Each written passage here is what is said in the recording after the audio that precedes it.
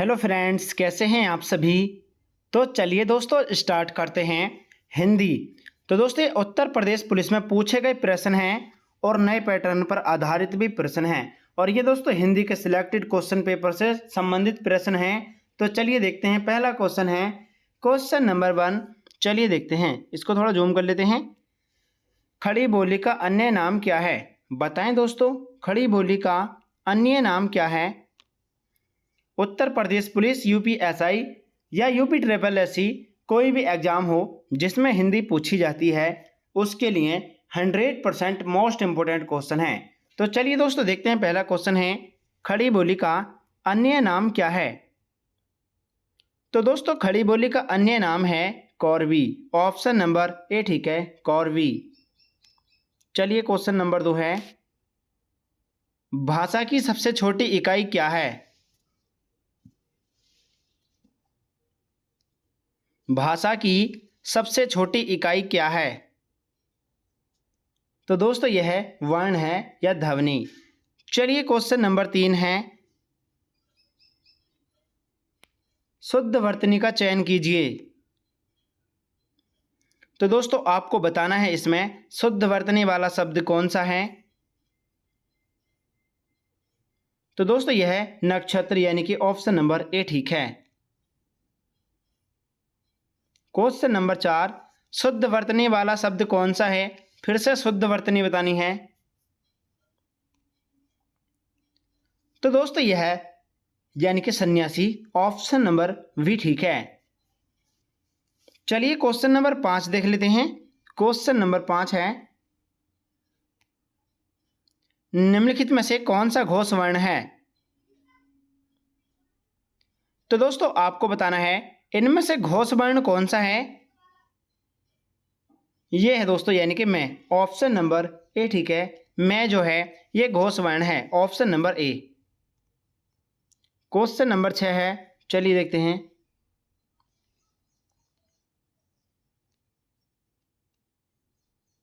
निम्नलिखित में से यण संधि का उदाहरण कौन सा है? तो दोस्तों यण संधि का उदाहरण इनमें से कौन सा है? यदि प्लस अपि यद्यपि। ऑप्शन नंबर ए ठीक है। चलिए क्वेश्चन नंबर 7 है हिंदी भाषा किस लिपि में लिखी जाती है? तो दोस्तों हिंदी भाषा ये किस लिपि में लिखी जाती है? देवनागरी में। ऑप्शन नंबर बी ठीक है, देवनागरी। चलिए क्वेश्चन नंबर 8 है उसने कहा था कहानी के रचनाकार का नाम क्या है?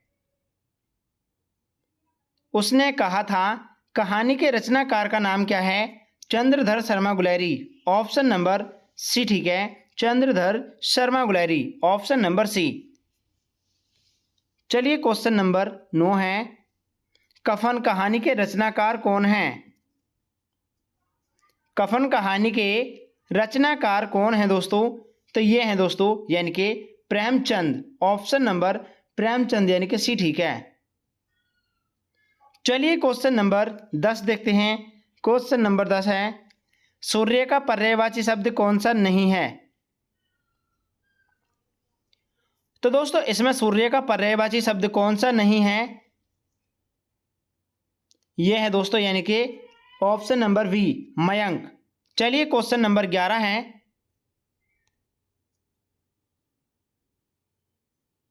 उत्कृष्ट का विलोम शब्द क्या है? उत्कृष्ट का विलोम शब्द क्या है? तो दोस्तों यह है यानी कि निकृष्ट। ऑप्शन नंबर बी ठीक है। चलिए क्वेश्चन नंबर 12 है वह भाई जो अन्य माता से उत्पन्न हुआ है वाक्यांश के लिए एक शब्द कौन सा होगा? तो दोस्तों उसको बोला जाता है अन्योदर। ऑप्शन नंबर डी ठीक है, अन्योदर। चलिए क्वेश्चन नंबर 13 है उसने कटोरा भर दूध पिया वाक्य में अव्यय शब्द कौन सा है? बताएं साथियों कौन सा है? तो दोस्तों यह है यानी कि भर। ऑप्शन नंबर बी ठीक है। चलिए क्वेश्चन नंबर 14 देखते हैं। लुटेरा शब्द में कौन सा प्रत्यय है? लुटेरा शब्द में कौन सा प्रत्यय है? तो दोस्तों इसमें है एरा। ऑप्शन नंबर वी ठीक है, एरा प्रत्यय है, ऑप्शन नंबर वी। चलिए क्वेश्चन नंबर 15 है, चलिए देखते हैं दोस्तों। महेश का संधि विच्छेद निम्नलिखित में से कौन सा है? एक बार सभी साथी चैनल को सब्सक्राइब कर लीजिए और क्लास को लाइक भी कर दीजिए। महेश का संधि विच्छेद कौन सा है? तो दोस्तों यह है महा प्लस ईस, ऑप्शन नंबर सी ठीक है। चलिए क्वेश्चन नंबर 16 है। दक्षिणी भारत हिंदी प्रचार सभा का मुख्यालय कहां पर स्थित है? तो दोस्तों ये कहां पर अवस्थित है? ये है दोस्तों यानी कि चेन्नई, ऑप्शन नंबर वी ठीक है, चेन्नई। चलिए क्वेश्चन नंबर 17 देखते हैं। तद्भव शब्द निम्नलिखित में से कौन सा है? तो दोस्तों तद्भव शब्द इनमें से कौन सा है? चलिए बताते हैं। तो यह है दोस्तों यानी कि अचरज, ऑप्शन नंबर सी ठीक है। क्वेश्चन नंबर 18 है, चलिए देखते हैं। उपविराम का चिन्ह निम्नलिखित में से कौन सा है? उपविराम का चिन्ह निम्नलिखित में से कौन सा है? तो दोस्तों यह है यानी कि ऑप्शन नंबर वी जो है यह विसर्ग वाला चिन्ह उपविराम का है। चलिए क्वेश्चन नंबर 19 है। नौकरी के लिए मोहित ने घर घाट एक कर दिया, यानी कि घर घाट एक कर दिया।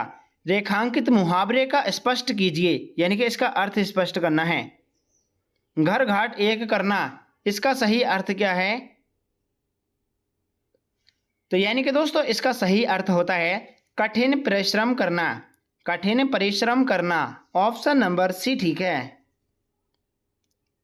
चलिए क्वेश्चन नंबर 20 देख लेते हैं।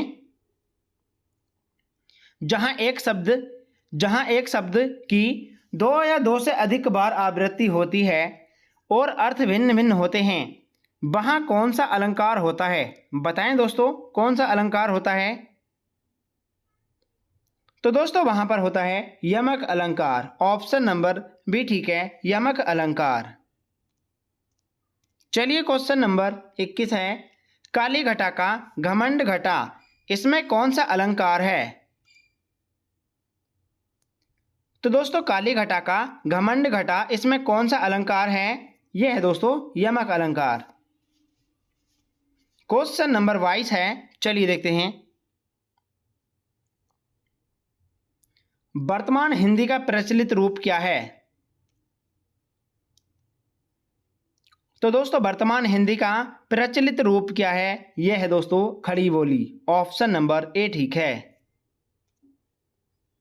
जो अर्धसम मात्रिक छंद है, विषम चरण में 11-11 और सम चरण में 13-13 मात्राएं होती हैं, कौन सा छंद होता है? यहां पर दोस्तों इसको कर लीजिए समचरण।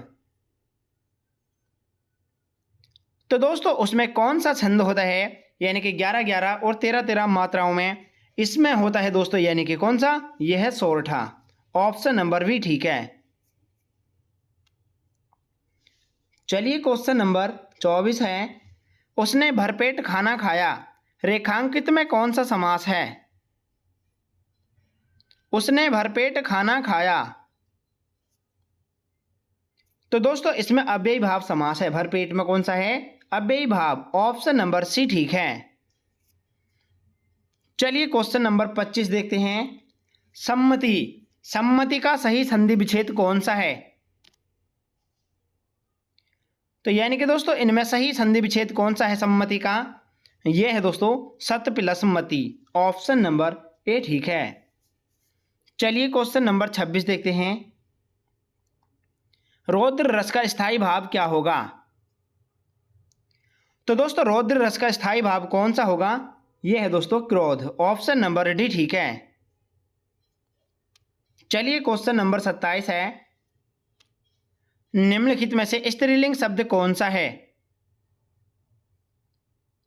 तो दोस्तों स्त्रीलिंग शब्द है यानी कि कृपा, ऑप्शन नंबर डी ठीक है, कृपा, ऑप्शन नंबर डी। चलिए क्वेश्चन नंबर 28 है। भारतीय संविधान में किन अनुच्छेदों में राजभाषा संबंधी प्रावधानों का उल्लेख है? तो दोस्तों कौन से अनुच्छेद के अंतर्गत आता है? यह है दोस्तों यानी कि अनुच्छेद 343 से 351 तक। ऑप्शन नंबर बी ठीक है। चलिए क्वेश्चन नंबर 29 है, निम्नलिखित में से अपदान कारक युक्त वाक्यों को पहचानिए। तो दोस्तों वह वाक्य बताना है जिसमें अपदान कारक का प्रयोग किया गया है। तो दोस्तों ये यानी कि बच्चे बंदर से डरते हैं। ऑप्शन नंबर डी ठीक है, इसमें अपदान कारक है। चलिए क्वेश्चन नंबर 30 है, निम्नलिखित में से विशेषण शब्द को पहचानिए। तो दोस्तों आपको विशेषण शब्द बताना है, इसमें से कौन सा है? तो ये है दोस्तों दयालु। ऑप्शन नंबर भी ठीक है। जल्दी से सभी भाई बहन चैनल को सब्सक्राइब कर लीजिए और क्लास को शेयर भी कर दीजिए दोस्तों। क्वेश्चन नंबर 31 है, निम्नलिखित में से कौन सी क्रिया प्रेरणार्थक है? तो दोस्तों इसमें प्रेरणार्थक क्रिया कौन सी है? बुलाना। ऑप्शन नंबर भी ठीक है, बुलाना। चलिए क्वेश्चन नंबर 32 देखते हैं, निम्नलिखित में से कौन सी पश्चिमी हिंदी की बोली नहीं है? तो दोस्तों आपको इसमें पश्चिमी हिंदी की बोली बतानी है, कौन सी नहीं है? चलिए बताते हैं। तो दोस्तों यह है यानी कि बघेली, अवधी बघेली छत्तीसगढ़ी। ऑप्शन नंबर यानी कि ए ठीक है, अब बघेली। ऑप्शन नंबर ए सही है, यह पूर्वी हिंदी के अंतर्गत आती हैं, ठीक है, यानी कि बघेली ठीक है। Option number A. चलिए क्वेश्चन नंबर 33 देखते हैं, निम्नलिखित वाक्यों में से सामान्य वर्तमान काल को पहचानें। तो दोस्तों आपको सामान्य वर्तमान काल बताना है, इसमें कौन सा वाक्य में है? चलिए बताते हैं दोस्तों। तो दोस्तों यानी कि सामान्य वर्तमान काल किसमें है? यह है दोस्तों वह दिल्ली जाता है। ऑप्शन नंबर सी ठीक है, वह दिल्ली जाता है। Option number C. Question number 34 है, हिंदी भाषा की बोलियां के वर्गीकरण के आधार पर छत्तीसगढ़ी बोली है। बताएं दोस्तों छत्तीसगढ़ी बोली क्या है? चलिए बताते हैं। तो दोस्तों ये जो है ये छत्तीसगढ़ी बोली, अवधी बघेली छत्तीसगढ़ी, ये पूर्वी हिंदी के अंतर्गत आती हैं। ऑप्शन नंबर डी ठीक है। चलिए क्वेश्चन नंबर 35 है, चलिए देखते हैं, पूजा खाना खा रही थी, वाक्य में कौन सा काल है? इसको ठीक कर लीजिए सभी साथी, काल है यहाँ पर।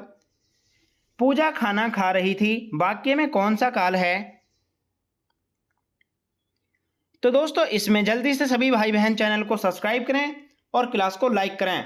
यानी कि पूजा खाना खा रही थी, इसमें है दोस्तों अपूर्ण भूतकाल। ऑप्शन नंबर सी ठीक है।